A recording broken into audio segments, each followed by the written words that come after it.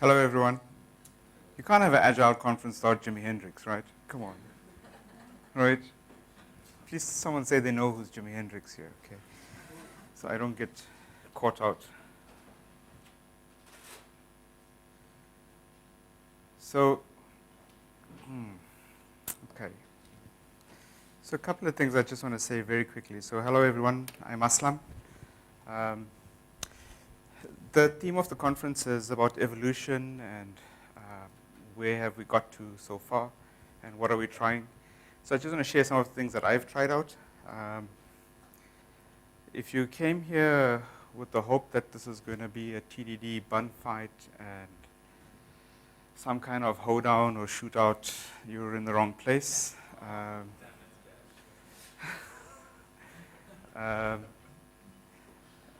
So if you're tweeting, just add a disclaimer to the tweet as well. So I'm more interested in a conversation, and I've sat in 2 sessions today, a lot about TDD and refactoring. And so I've decided to change my approach to turn this into a conversation, and I'm just going to sketch out things as I talk and encourage a conversation. I really want to hear what you guys are doing, some of the challenges you have, what you're facing, and let's use this as an opportunity to learn from each other. This is not a lecture in any way whatsoever. Right? So I'm interested in real-world feedback from you guys, and I'll share things that I've tried, things that have worked, things that have failed. Also writing for Manning, and I've kindly asked them to provide a discount code for the conference. So it's Scrum SACFTW. If you use that, you'll get 43% off all ebooks on Manning for the conference.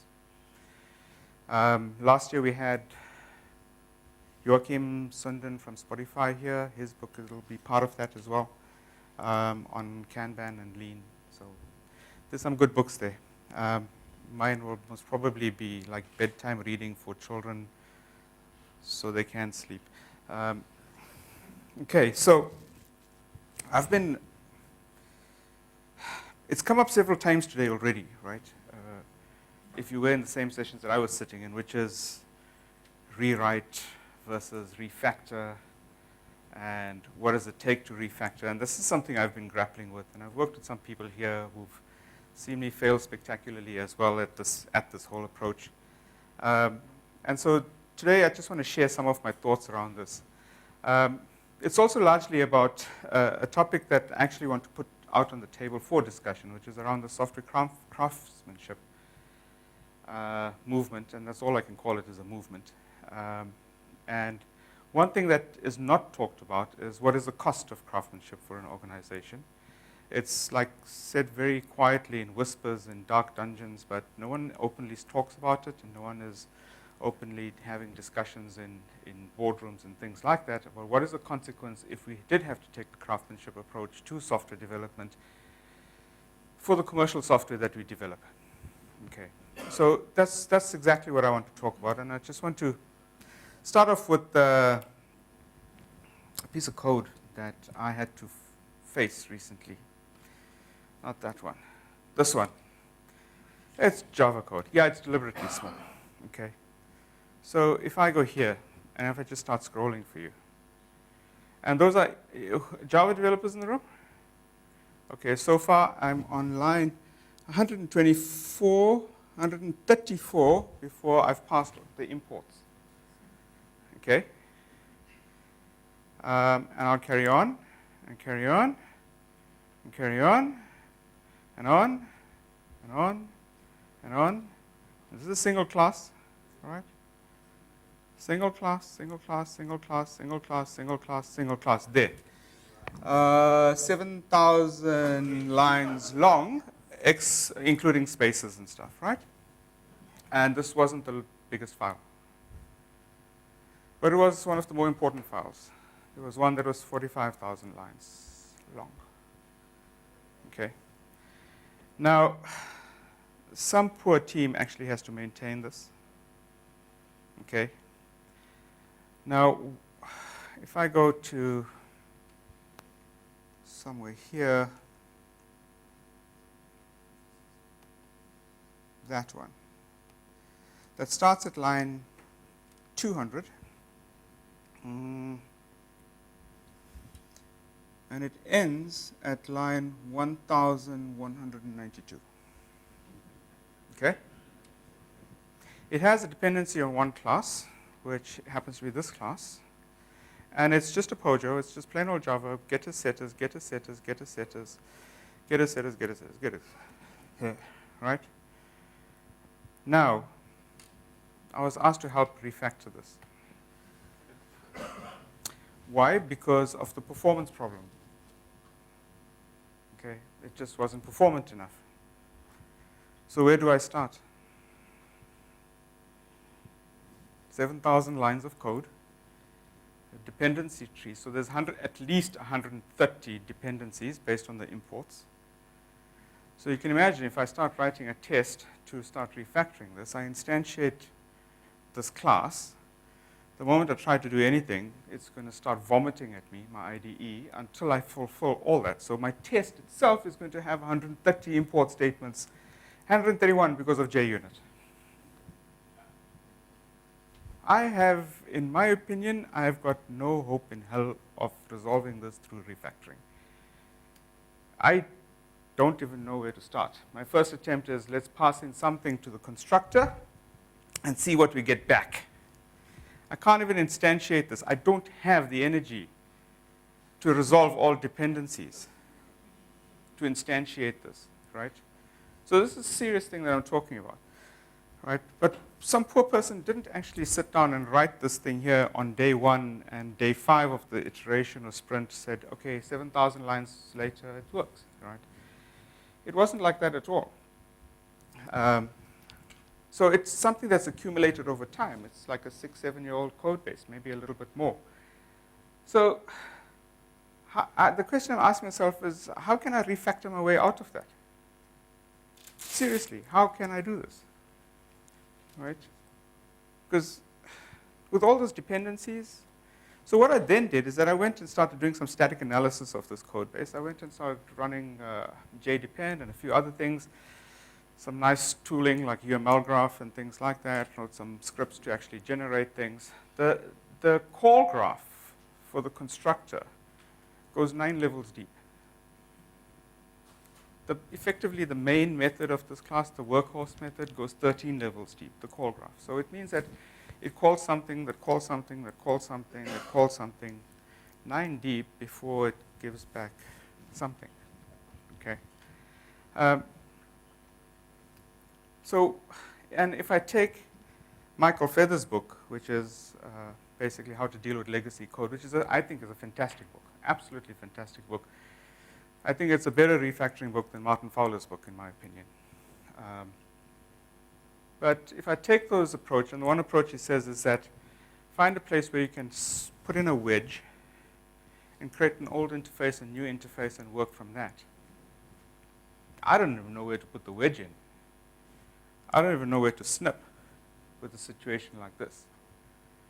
So what are my options going forward? What would you do? Because if you know what to do and it helps me, I'm going to ask you to come help me.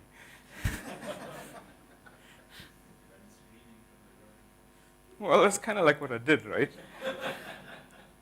And I think the poor people who are working on this code base, that's their job. They can't run. I'm invited to this thing, so I can just walk away. Yeah.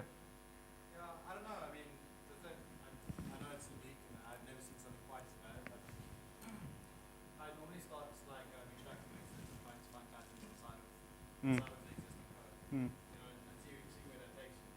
Because normally, as soon as you start extracting ideas out of the code, normally there are a few ideas that run throughout the code. You can kind of start understanding where it's going.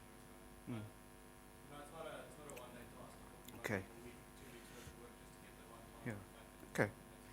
Yeah, so let's try to find some understanding in the code. Let's pull some stuff out. Let's start looking for some kind of things that pull together the domain, right? What is this thing trying to do? That's what we're talking about. Figure out what this thing is trying to do, extract it by reading the code. And that's what I did do, right? The problem is that working with legacy code bases is that it's multiple people that touch this code base over a long period of time.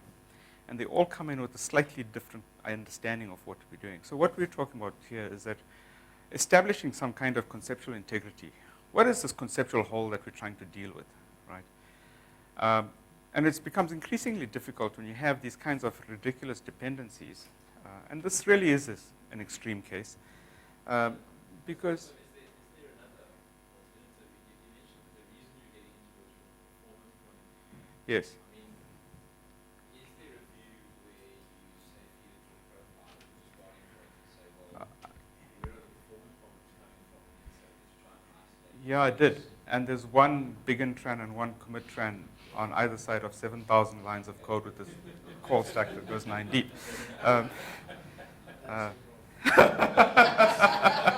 One commit, okay? And we hope that every exception that gets thrown will be an implicit rollback, right? So,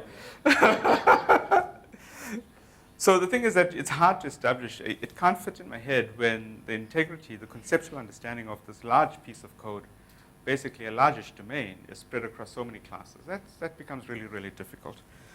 So, completely despondent with myself, I looked at another piece of code, and this is my code. Okay, it's about 200 lines of code. It's CoffeeScript, but it might as well be JavaScript. It's horrible. It's absolutely horrible because I cannot debug this, and I don't have any tests for this. But I know it works, and I know how to fix it if something goes wrong. It's a rewriter for a parser, right?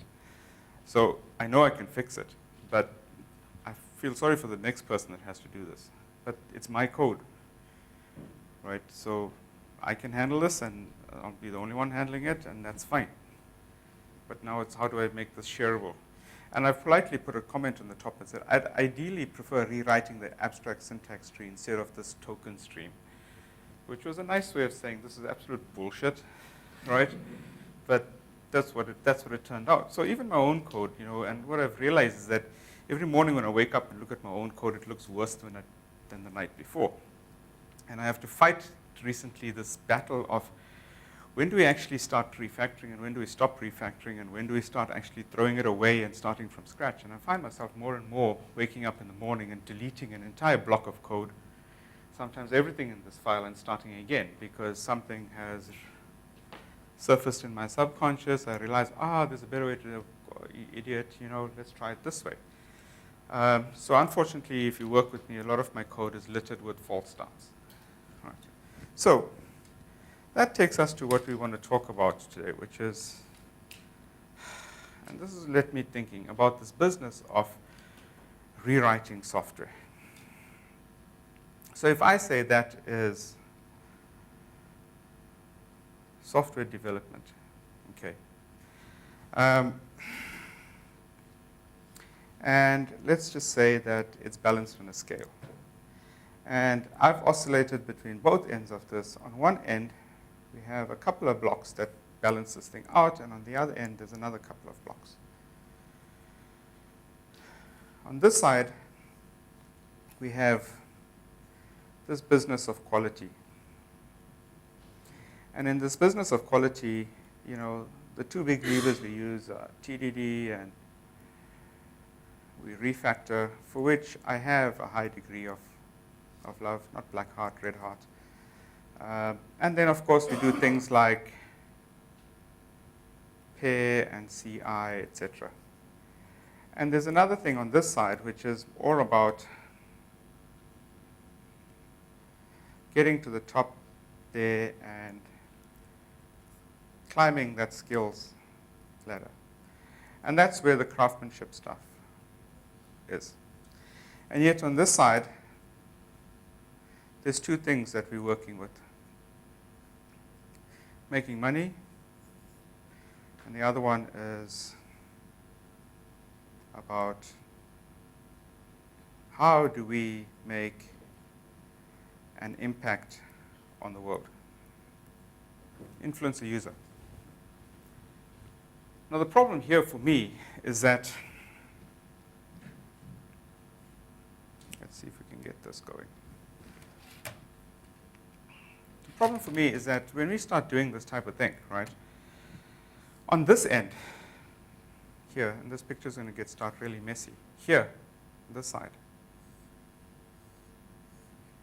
here, this has a lot to do with self. How do I get better as a developer? And this side has got to do a lot with delivery, make software. And for me, they pull apart. They genuinely pull apart. So on one side, I want to become a better developer. On the other side, I want to deliver software that's meaningful, that's impactful, that produces something within a reasonable time frame. The problem is that in the middle here, if I take that point, this takes years. And this, these days, is going from months down to days. And that is coaching, and that is delivery. With two distinctly different timescales. One is measured in years, and one is measured in days, months, weeks.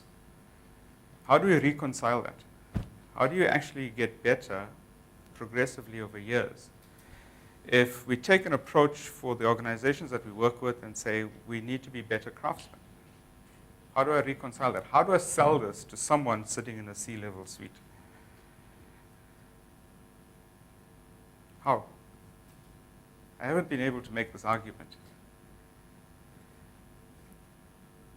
I think it depends on the environment that you're in, the context specific. In large organizations where they know their software is going to be around for many years, it's not that hard to sell. In smaller or projects which the life cycle is undetermined or much smaller, then yeah, they're going to question that investment. So lean startup. Yeah. Very short inception. Yeah. Very high feedback loop. Yeah. Okay. How do we actually make that happen? How do you actually, do you Yeah, forsake? In a lean startup, I'd weigh it right on the delivery side. Sure. It depends where you attach your identity, right?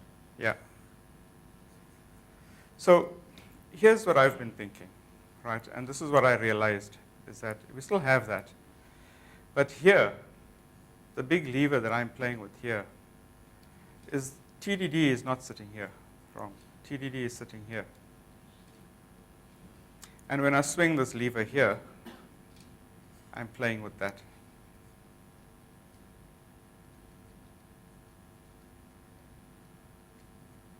So it's not a craft thing. That is the lever that I'm playing. So depending on the degree of TDD that I want to do, the degree of refactoring, and I'll throw in the evil rewrite word down here. Those are the three tools that I have. Rewrite, refactor, TDD, test-driven development. There's many, many times in the last few years where I've actually forsaken TDD for the sake of getting stuff out, but it doesn't mean that I'm being irresponsible. It becomes a tactical move to get to that moment in time where we can release software. Dirk? Do you see those specific attributes as craftsmanship, or are they more artisanal? You know? It's part of the course. It's a tool that I've chosen. There could have been other tools as well. But when you talk about craftsmanship, you talk about stuff that's pretty and beautiful and elegant, and to be honest, TDD is a blunt instrument. It is extremely blunt. So that is kind of at odds to craftsmanship for me. And that's why I'm asking Yes. why you see those specific. And I think rewrite and refactoring also are quite blunt instruments. Yes. So that's why I'm just asking, how do you see them under craftsmanship? I don't see them under craftsmanship. That is why I put them at the fulcrum. I put them right dead center as part of the tooling that I choose. Where craftsmanship is more about me being a better person, being a better developer, regardless of the tools, using the tools of my choice. Let's put it that way. And I agree with you. I also find myself in conflict about whether those things lead us to being better developers. Now, yes, I'll be a better developer if I choose to use those tools. And if I go to use a language like Haskell with seriously strong static typing and an amazing compiler, if I get the type system right, the code most probably runs, right? And is most probably correct. So if I want to lean towards other tooling, like formal verification, then I won't use TDD. But these are the tools that we're using at this point here. So what are the tools that we use here? Which I think is independent of craftsmanship. And it's that controls which way we actually go. And there's the element here of when those tools get used for craftsmanship, then we can tilt the scale in that way. That says, it's more about craftsmanship than more about delivery. So one of the things that I came across recently, so the question is, how do we do that TDD thing? And when is TDD useful? Right? And that's a seriously hard question to answer. And the person who actually answered it, I think, very, very elegantly was Kent Beck, right, who introduced us to the world of test-driven development. And he recently wrote a blog post. And he says this is when he considers, this is how he thinks about TDD. And he thinks about it largely in terms of in terms of feedback, okay? And we've often thought of feedback as a linear thing. But he said maybe it's a space, it's a three-dimensional space. But let's hear it out. So he puts down something here called scope on one axis, which I interpreted as focus. And at one level, you focused on syntax. Okay? At another level, you focus on, does it compile? Another level here is actually, do my tests pass? And then, can I build it, deploy? Okay, in between, someone uses it, make money, make an impact on the world. And so we have this important moment here, which is TDD. On this cycle of scope, where do we give focus? So we're saying is that if we're going to give focus to having a major impact on the world, then TDD is not in our area of focus. Maybe there's different tooling that we need for that. And if we're caring about syntax, then we're not yet at the stage of caring about tests. So TDD is inappropriate for that as well. So that's one axis. Another axis that he talks about is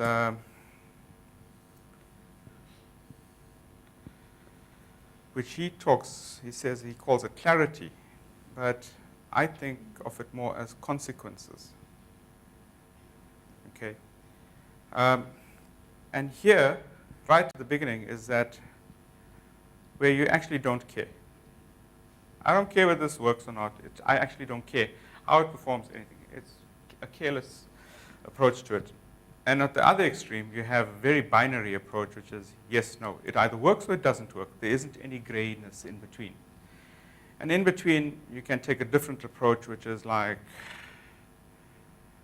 let's see, you could set up some quantitative measures, etc.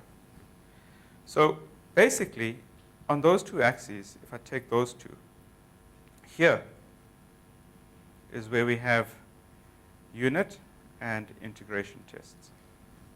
It's the intersection of a binary, yes, no, it works, it doesn't work, it passes, it fails, and tests. So that's the first hint of where it actually fits in.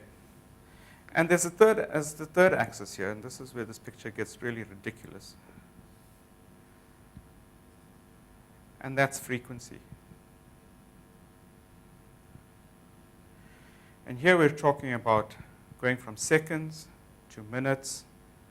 How often do we want feedback? Okay, seconds, minutes, hours, days, down to years. Okay.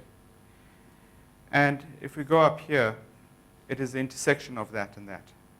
And it is in this tiny little space here that TDD plays, where you have feedback in seconds, you want to see tests pass, and you have a binary focus, binary degree of clarity. So if we wanted to determine whether we want to make money in months, and we want to say, let's see, there's different tools that we will choose to achieve that. And that, for me, is basically the feedback space that we're talking about. And each intersection of all of those coordinates forces you to think about different tooling to achieve that. So that, for me, gave me the greatest degree of clarity, is that I actually strive to spend my time in that space. But the world is that much bigger, and the feedback space is that much bigger. And so every time we stray outside of that, it starts costing us money. So a lot of the legacy code base that we play with, like that ridiculous class I was talking about, doesn't fit in that space. So I need to come up with alternative tools to make it happen. Does any of this resonate with you? Because this was like, left me silent for weeks. Okay. Because I thought it was one of the best explanations of when TDD is appropriate.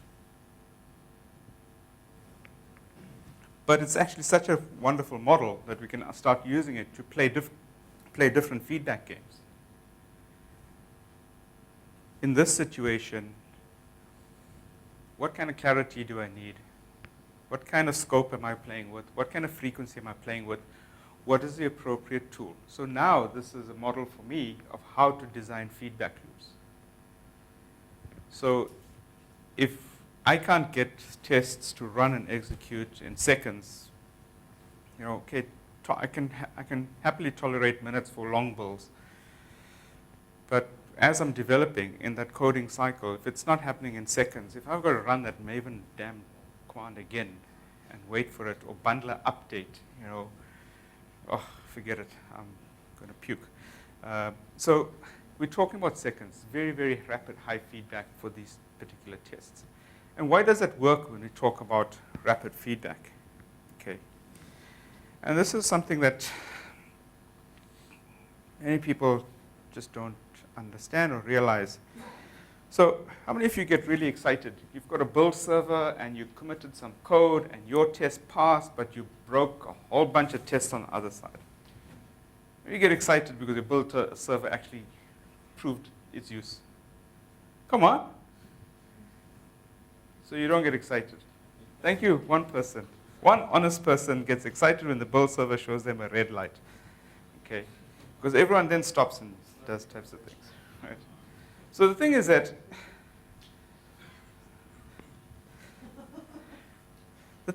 this should be the profile of failing tests. It's a power law, which means that here, these tests are the ones that repeatedly fail, because those are the tests under development. The other tests shouldn't be failing.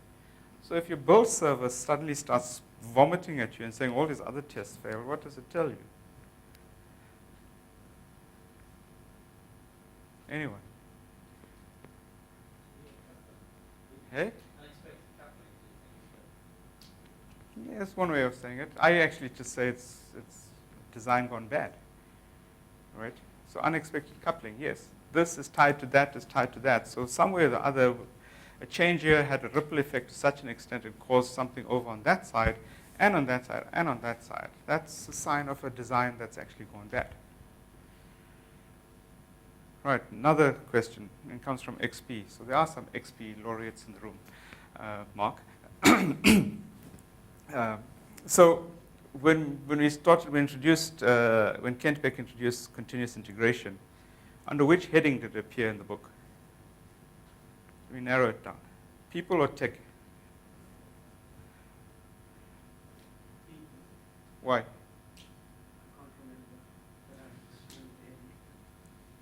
So it fell under this heading called collaboration.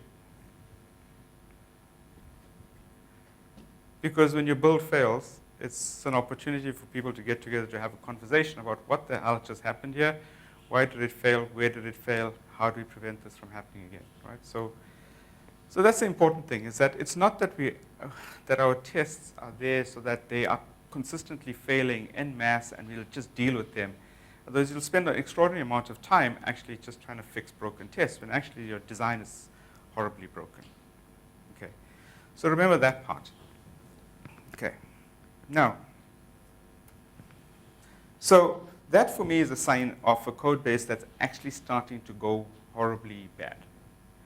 If I start finding tests that actually just break at random spots, pop, pop, pop, pop, pop, that's already a sign for me, right? Already it's telling me that this thing is costing me more than it should. because now everyone's got to swarm around and fix these things, right? So, another picture.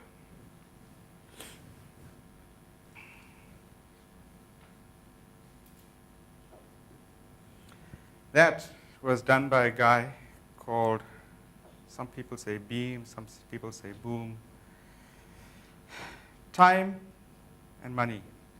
He did extensive research and said that this is what happens to software code bases. Over time, it just costs you more and more with that kind of curve.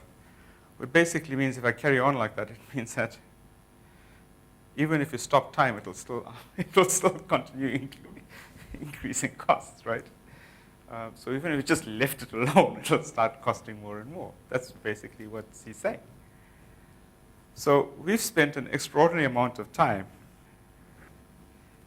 Okay.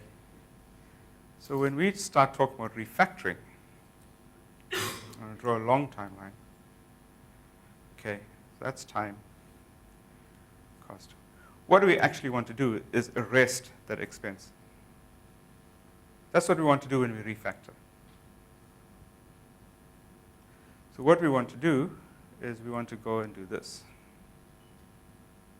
Okay. Where this line here is a reasonable cost. It's a cost that we can tolerate. Okay? And the cost to achieve that is that. It's the area under the curve. And that doesn't come cheap. Unless it's trivial code base, like a Rails app. Huh? Yeah, I mean, all Rails apps are like 15 action or active record classes, right? Please don't tweet that. DHH will kill me. So that's the cost of refactoring. Unless you're prepared to actually embark on that cost, right, over years. It could take years, it could take months, depending on that code base. That's what it's going to take to swing that curve to a point where it is a reasonable cost. Now, the alternative, what does it mean to rewrite? We still have this, okay? And we know that's the reasonable cost line. The promise of the rewrite is this, which says that that is the cost of the rewrite. So that is refactor, and that is rewrite. So that cost versus that cost. And I agree that it's not just about cost, it's also about not cost of development, but cost of risk to market, et cetera, et cetera. Okay. So this is the rewrite part. And more, I've actually been favoring this one. How do you get it right to make your rewrite be a flat curve where your original curve is? That's just being idealistic and being a craftsman, right? But you're assuming that the guy that does the rewrite is more skilled than the guy that made the original. No, I'm not. Yes. I'm not. No, I'm not making that assumption. I'm glad you brought that up.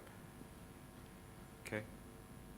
So I've worked with people who believe in 10 times engineers, that is that certain class of engineers actually will produce something 10 times better than everyone else, etc. And now I'm experimenting with a bunch of graduates. The difference is the guidelines, the guide rails. Some need very narrow guide rails, but a very focused thing, so don't step outside of this. So you need one or two people with some common sense. It says keep it on this in this lane, like a greyhound chasing a rabbit. And others, it's a little bit wider, so you can move around in Now, 2 lanes. You're assuming that not that you've got more skilled people, but you've got somebody that puts rails now. Yes. Some Yes, you do. is a factor Yes, you do. And in the management. it's not a management decision. That's an architectural decision. It's a technical decision. Management just wants to know whether this thing will work and whether it will be done in budget, right? And whether it will pay off. But you do need that. Yes? Will the old code ever be switched off? So now that's the thing now. How do you actually do this? How do you do this concurrently? Okay. So this is what I've leaned to in recent times, and that is that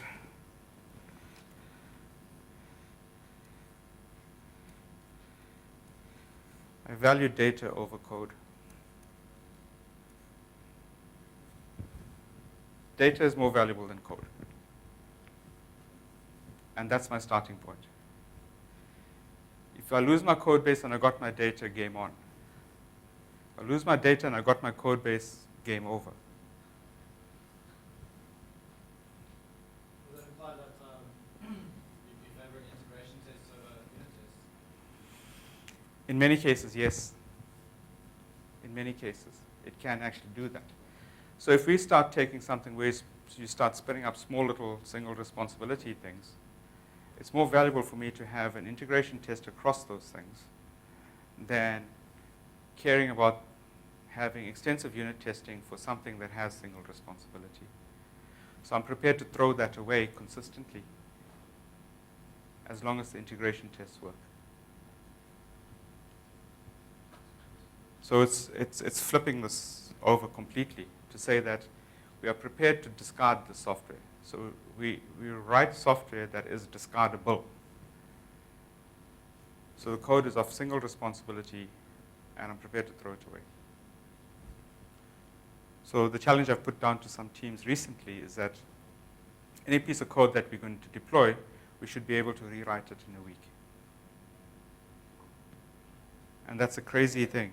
So the real challenge there is when you do the rewrite, that there's generally with any large body of software that's been existing for a number of years, there's a large amount of knowledge actually embedded in that code, which has been acquired at necessarily great cost by generations of developers. So Yeah. rewrite holds the risk that you lose some of that knowledge. You may still have the data, but you lose that knowledge. And then the piece you showed us there, I guarantee there's a ton of very specific things in there which no one any longer remembers why they belong. Absolutely. I'll come back to that. Yeah. That's the key to this thing. Yes. I was just going to add to what Nigel was saying, it's just that at that point, is that knowledge not data? Well, some of it is, but what is it's how you process the data. That's what the code is. The code is the behavior associated with that data. With bad code or different code, that data can suddenly change its shape rather than make ways that you actually don't want. So this is what I've been leaning towards recently. And it's been holding water so far for me, which is extremely lightweight analytics. Because I take the position that I value data more than code, I found that when I do lightweight analytics of the data, I get results sooner of what this thing is about. I reach that comfortable sense of conceptual integrity faster than trying to read mountains of code. Okay? So one example I'll give you is that we're working on a billing system, and it's about debt collection, and they actually do debit order runs. So they do a debit order run, and then they collect their money within a few days.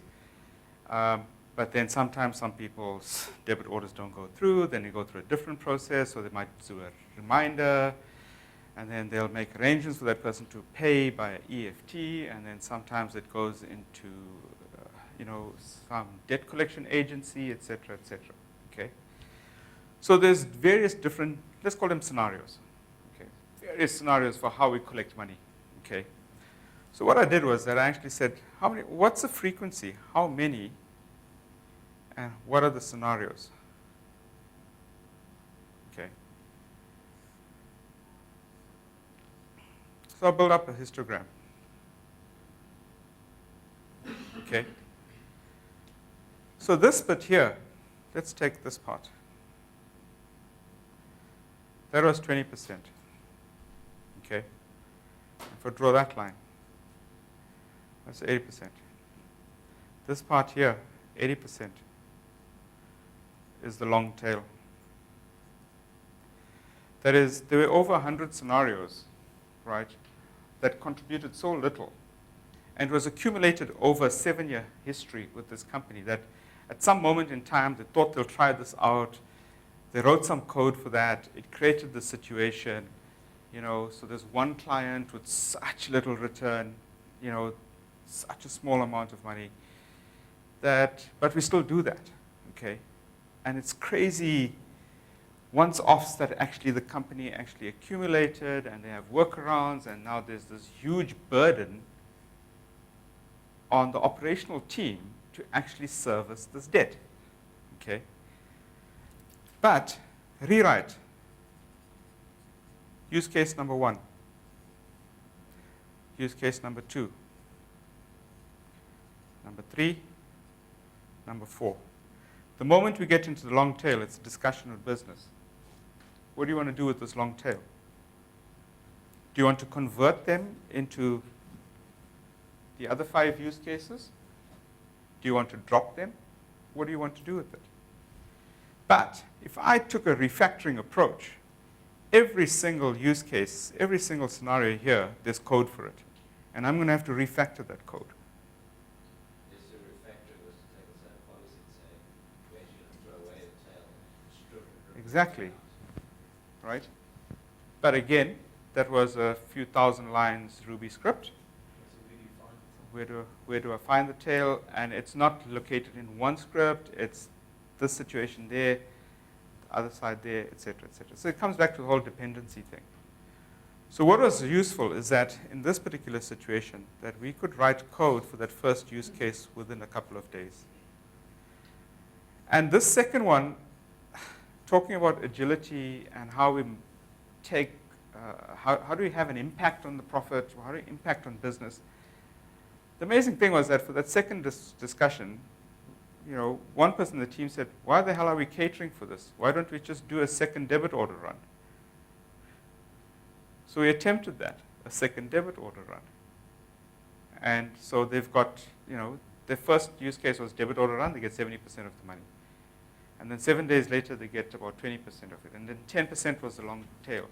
With the second debit order run, they've got 80% of the money within 4 days. That is impactful software. All right. Did you write tests for the test? Yes, because it would do with money. But the thing is that what happens then is that when you start working with,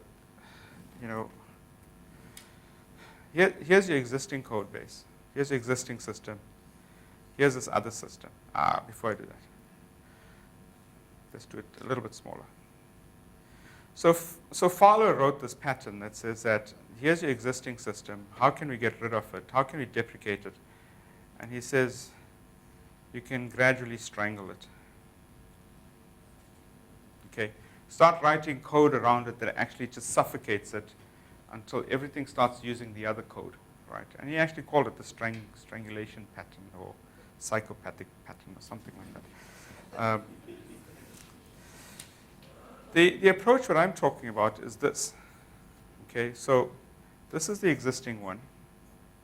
And data is stuff is going in there and out there. And yes, there's users and all sorts of things. What we're saying is that when we're rewriting, we're building on the side here. But what we're actually doing is that we want to take a T piece and pass it through here and through here. So firstly, you've got a recon here. You can reconcile that. Okay. And this T piece is, that's the valve that you control for use case 1, 2, 3, 4, etc.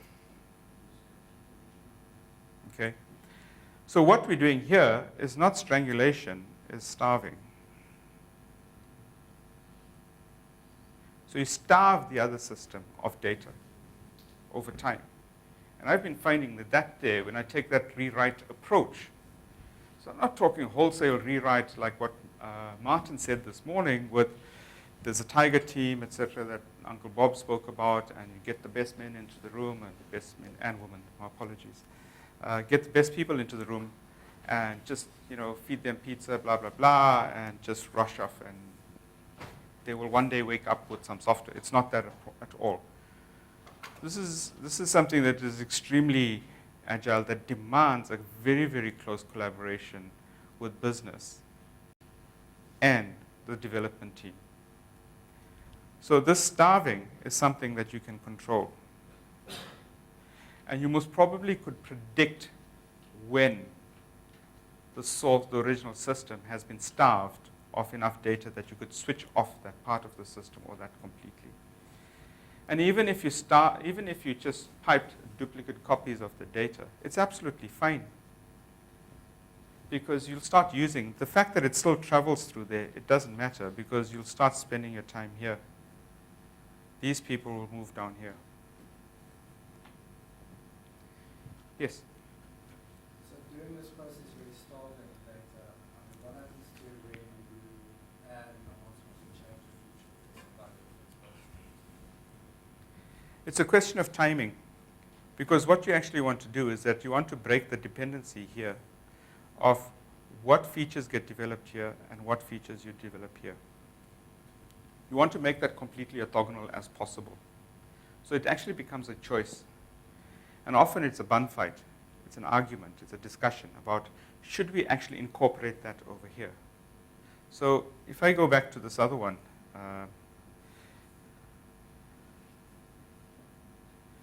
so if one of the features that are being for enhancement is on that end, but I'm actually still interested in this part, then I'll say let it continue on that side. I'll deal with that. I want to starve the original system off that new feature at some other point in time. So those are decisions that you have to make. And they're not easy decisions, but it can be done. Yes? How many times have you done this? About 4 times. And at what scale? So the one I'm working on at the moment is actually a social media platform for a Nigerian company. We've got, at the moment, something like 40 million users on their platform. And we're in the middle of starving it so that they can scale up to 100 million.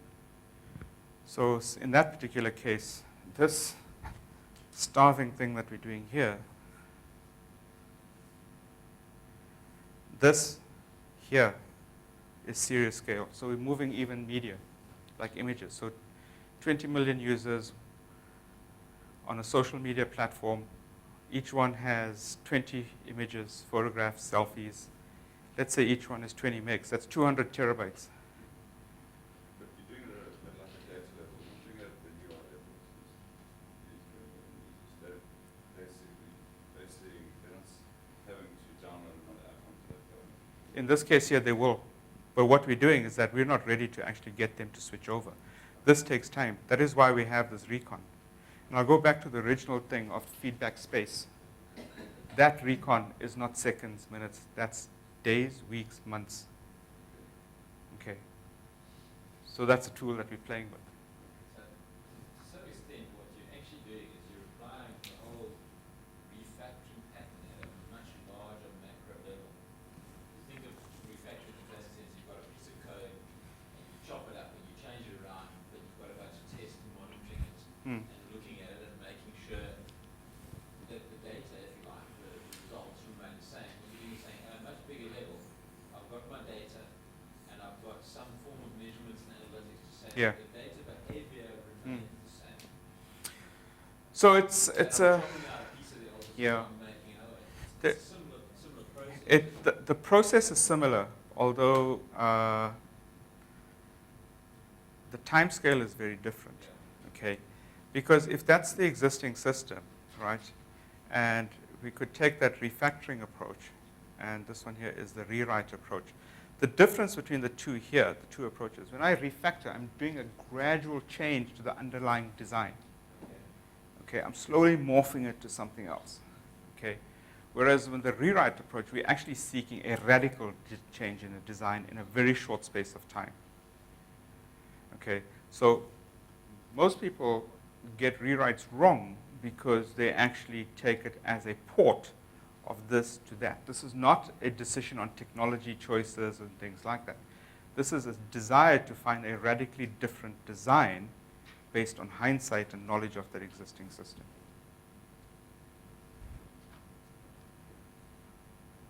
Make sense? Yeah. Maybe. Yeah. No, So- it's just interesting kind of seeing how, because we always try to keep some level of stability in the system as we're Yes. moving from Yes. where we are now to where we want Yeah. to be, and obviously refactoring as well Yeah. to do that.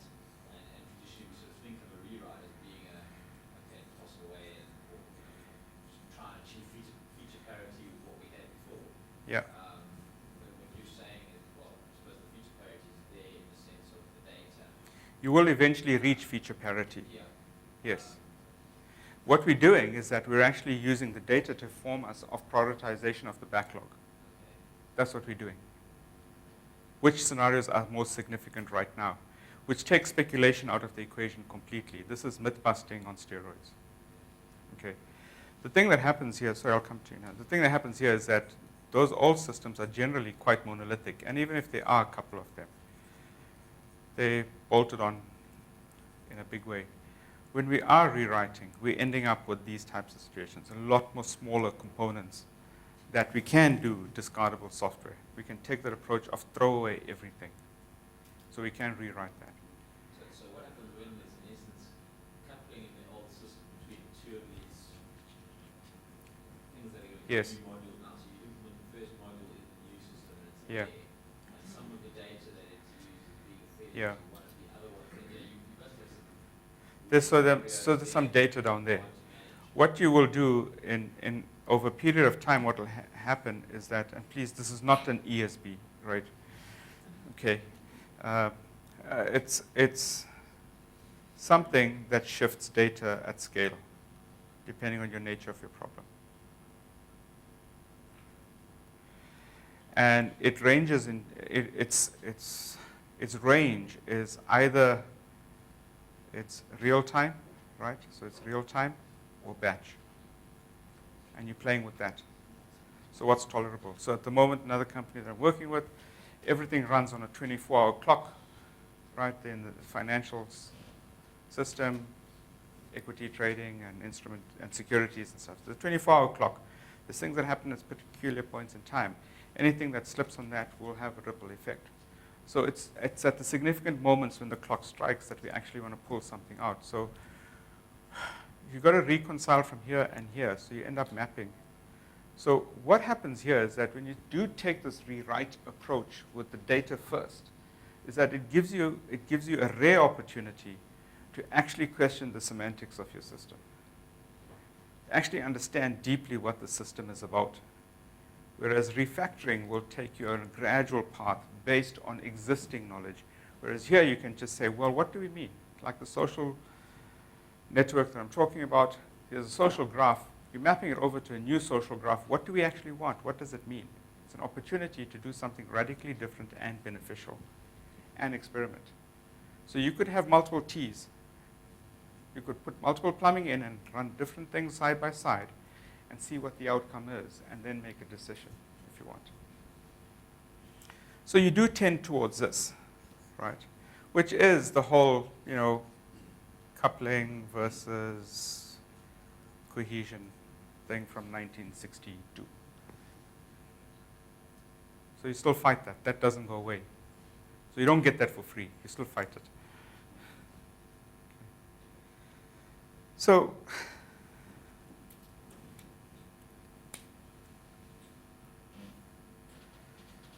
coming back to that,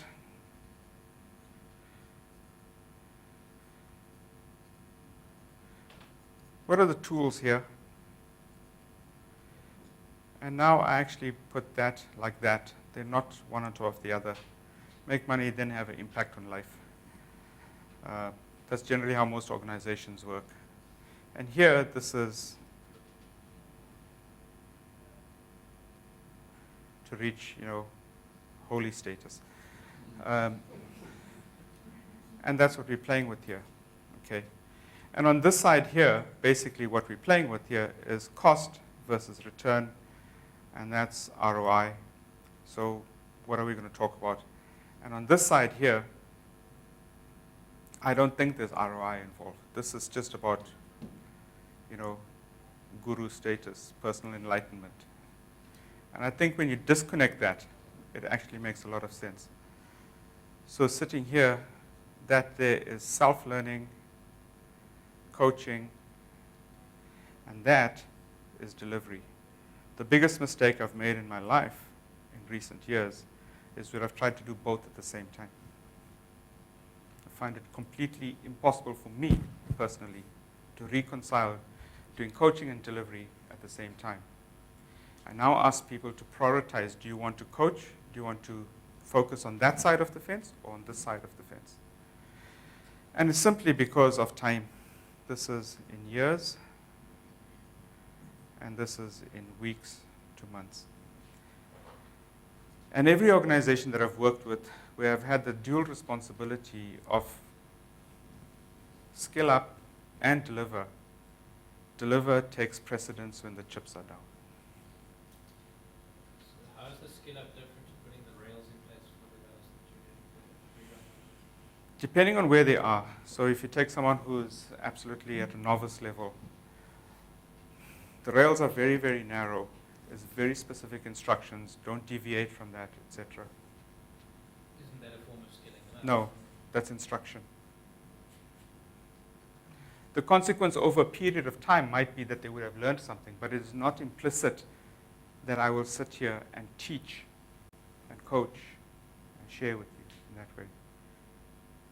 So I've taken it to a point where I actually don't charge for coaching, because I can't resolve this. I'll charge for delivery, coaching comes free. Yes?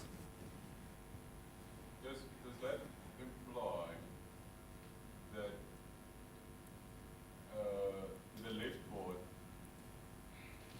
means that at some level people get their satisfaction from something else than actually delivering something, Of course. in other words? Yes. I still get thrilled if I can extract one method out of these 5 lines and I come up with an absolutely wonderful name. The act of naming it is satisfying, so it is. But it appeals to different parts of your existence here. It genuinely does. This is appealing to the self, and this is appealing to the collective. Maybe it's just the way I'm wired, but sort of getting satisfaction from solving a problem. Oh no, it's a double orgasm if you can extract a method and still have a meaningful impact. I mean, it's getting a bit esoteric, but I think some people are naturally more way towards the right or the left. Correct, that's true. And people will find satisfaction or orgasm, as you put it. Yes. In, For men it's 5 seconds. in different things. So some people might always want to deliver, and some people might always want to. Absolutely. But understanding that fundamental wiring, like you said, how you're wired, understanding that wiring of people in your team can make a big difference on who you're going to reach to on this side and who you're going to reach to for someone who's more wired like that. So this is a conflict that we all face. We get pulled in different directions, and that's what we have to deal with. Sorry, Kevin, I just also want to say is that climbing up this ladder, there's a ceiling for everyone, right? So my ceiling is that I cannot imagine myself writing a pattern, inventing a pattern. That's my ceiling. If I break through that ceiling, then I will be completely ecstatic. Right? I am inconceivable of finding enough examples and extracting that level of abstraction that I can define a pattern. Forget it, not going to happen. But I can write languages and stuff like that, design a language and things. So that's my ceiling, right? But other people who have a different ability, innate ability to think at various levels of abstraction will have a different ceiling, and that's okay. You just need to be aware of that. Sorry, Kev. Make a better discussion for afterwards. Yes. I just want to, in my own mind, get all this together. We're talking about the tools, and obviously how you use those tools also dependent on how much you know, or how much delivery time you invested. Yeah. So how much do you know? So one of the things about TDD is that it only surfaces all the crap designs that we have. Okay, it reveals our ignorance. Because when I can't lay this test, it just tells me I have no idea what the hell this domain is about. So why the hell don't you just put the keyboard down and start thinking a little bit more about this, right? So it just reveals ignorance over and over and over again. The fact that you write out test, and then you get to the end of it and you think, well, nah, maybe I should start from the other side, is because there's a serious amount of fog blocking your understanding. So every programming episode is all about increasing knowledge and eating into ignorance. So how much do you know? The hardest thing about a rewrite, and especially when you're collaborating with business, is the hardest thing is that people find it extremely difficult, especially if it's a long-running system, to think without reference to the old system. So they start thinking in terms of the old system, where actually you want them to think in terms of the business, not in terms of the old system that we use to run the business. That's the hard part. Which is why it makes rewriting really, really difficult. So while I can stand here and say that there are different approaches, and I've said it, I use data over code and I try these things out, it doesn't necessarily mean that it is a simple approach, okay? Because when we start going to these types of things, here, that is still a fundamental design problem. You don't run away from that. You still have to design. That's inherently difficult. You still have to analyze and understand. That's inherently difficult. So you don't. This is not a way of saying, hey, here's a better way of doing it. Throw away the other way, etc. It's not that at all. All I'm saying is that there is an alternative that I've started experimenting with that has yielded some significant results,